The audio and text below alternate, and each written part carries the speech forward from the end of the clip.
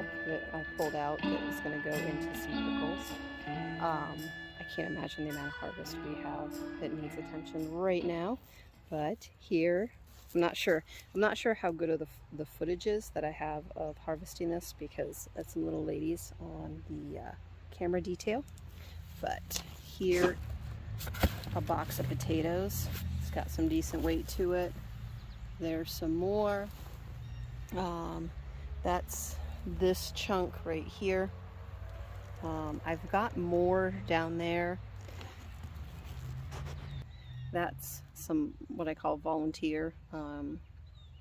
I might thin those because I do have sweet potatoes planted down there, and I do want the sweet potatoes to have some space to grow.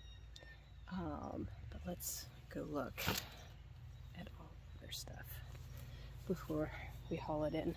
So first of all, here we harvested the rest of our garlic. That needs to get hung up on the front patio. We've harvested basil and peppers and onions and peas and green beans. So here are the green beans. We have one of these, inside, and it was close to 3 pounds.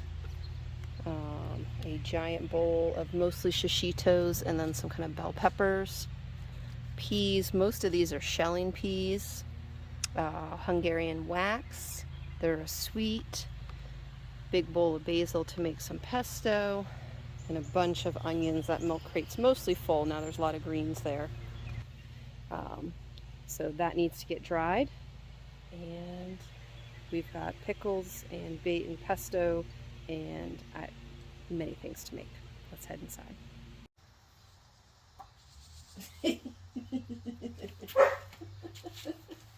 The dynamo in me ends at about 6:30. 6:30, my bad. Alright.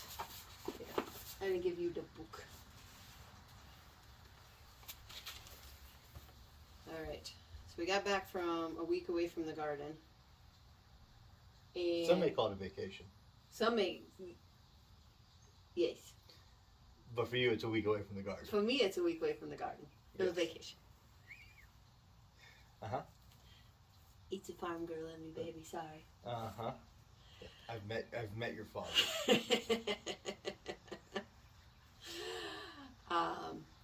So we were on vacation. There you go.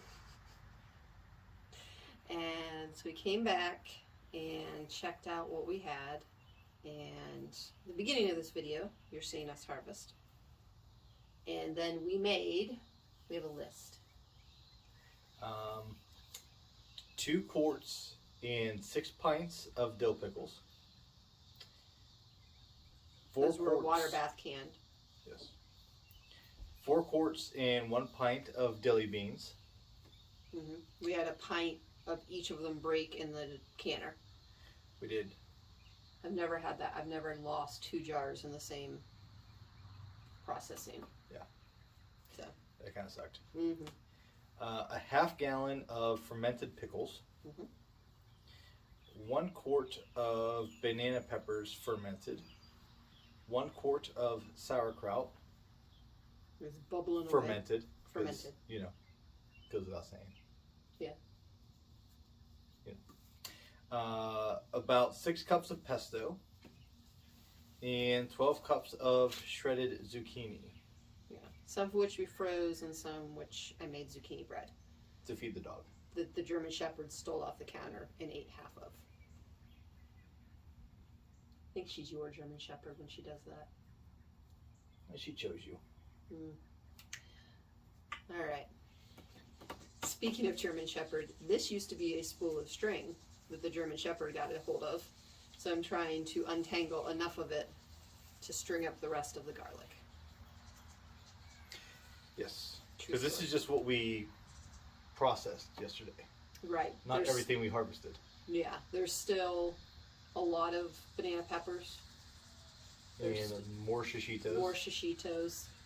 I have 2 heads of cabbage. We didn't even include that. I harvested 6 heads of cabbage before we went on vacation. See, I say that. You did. I did good job. You did very good job. So 4 of those heads became the sauerkraut, and then I've got 2 more heads that are destined to become coleslaw. Yep. Is there anything we missed? The peas. Peas. And our past, 2 or 3 dinners have been mostly produce out of the garden too. So like, yeah, so we're eating it fresh and processing. I think sometimes that's the hard part, is when you're processing, you're forgetting to eat it Yes. fresh, and when you're eating it fresh, sometimes you're forgetting to process. Mm-hmm. So we have been processing. We didn't talk about the onions or the rest of the garlic. Oh yeah. Or the potatoes. Potatoes. About 20 pounds of potatoes. I need to make a video on that. I have to see if the footage works, because Huh? the ladies were helping a lot with that. There's a lot of fingers in the camera, and then a lot of jostling of the camera. So if you get seasick easily, you may not want to watch that one when I get it together. They Dramamine. I'm stringing up the last of the garlic. And that's our spicy garlic. This is our spicy garlic. I forget, do you remember what it was called? Not even a little bit. Yeah, it was spicy garlic. We don't remember the name.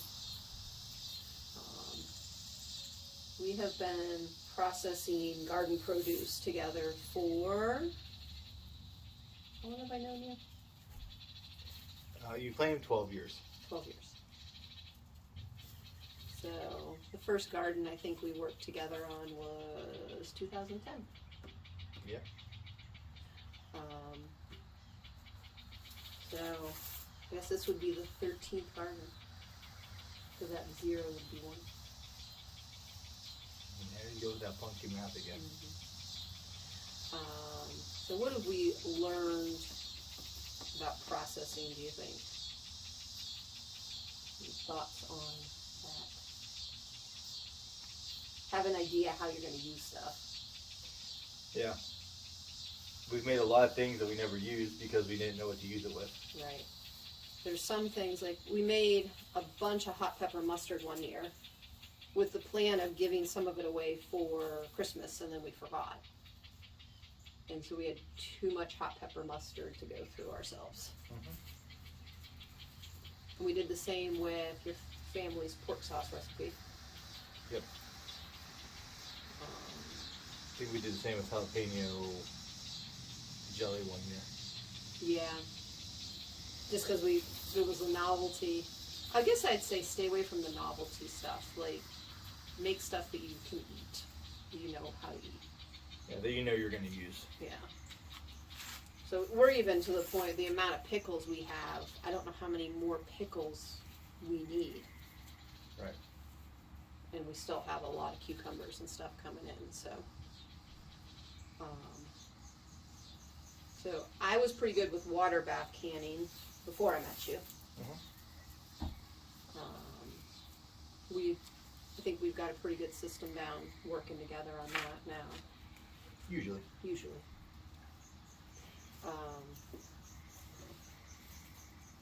I didn't video much of that for a couple reasons. One, it's hard to video in the kitchen and work. 2, I don't want to say something wrong. I don't want to lead somebody in the wrong direction with things. Like, we've had success and safely canned a lot of food over the past 12 years, and I've been canning for 20 myself. But, read the directions. The Ball Canning book is a really good resource. There's lots of other good resources out there. Don't mess around with the amount of time that it says to process. Don't mess around with the cleanliness, the amount of acid, the amount of salt. Make sure you're following those guidelines. Last year, I started fermenting for the first time, and so I don't really feel well versed in teaching that yet, because literally I started halfway through last summer. Mm-hmm. So I've only been doing it about a year. And I was very hesitant with fermenting because in my head, when I pictured fermented vegetables, I pictured mushy and soggy, and that's not what they are. They're crisp and tangy, and they're just a very easy thing to add to round out a meal. And they're already cut up, they're already ready to go. Just dump them in a quesadilla or a bowl of quinoa or something. Sandwich. Sandwich.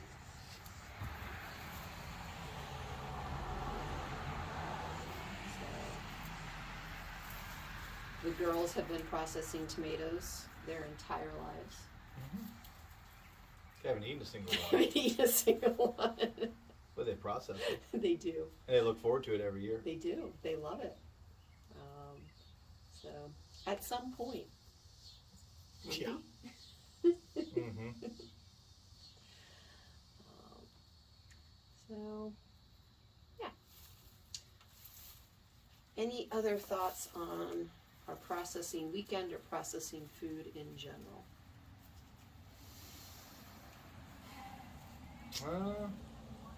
Do it. It's good. Do it. It's good. Yes. I feel like I've got one more.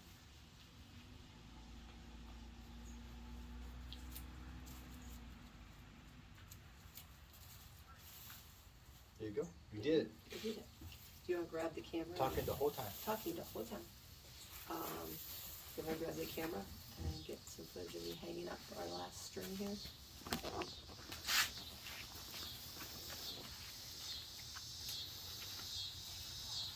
So at some point, when we move, I need a patio just as big as this one. Mm-hmm.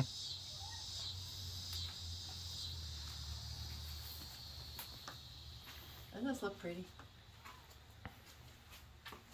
Sure does.